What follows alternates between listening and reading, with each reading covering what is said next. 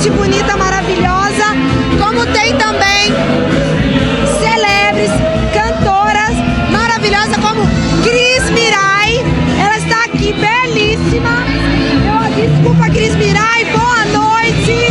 Boa noite, meu amor, de novo você, que prazer. O prazer é todo meu, que eu acabei de... Venha pra cá um pouquinho. Pra mim é maior prazer tá podendo ver celebre igual você aqui prestigiando a gravação do DVD do Luan. Mas ele é fantástico, como não poderia vir? Olha essa mulher linda, maravilhosa ali, escondidinha. É, o cabelo, né? Agora me pera, mas que belezura é essa, gata?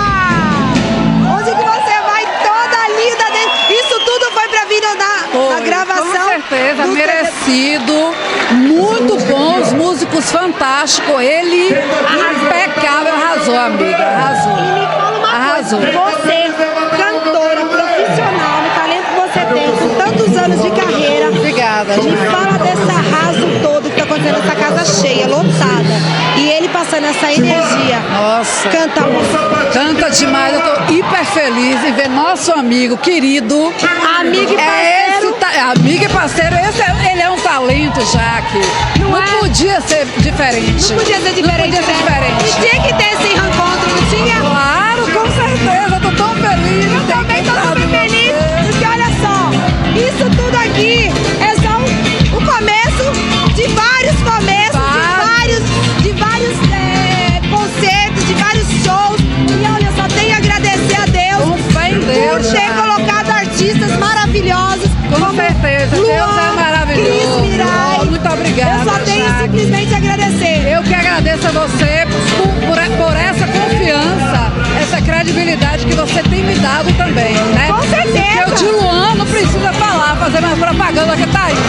O grande artista que de fato ele é. Mas vocês estão ali, ó. Estão ali, ó.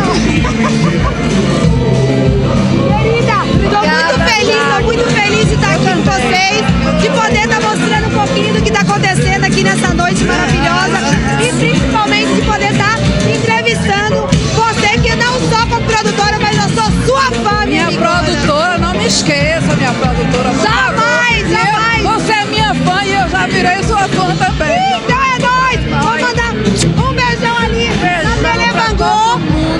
Gente, que vocês continuem aí ligadinho na telinha, que Cris Mirai, Luan e outros artistas estarão sempre aqui mostrando pra vocês o que é de melhor no talento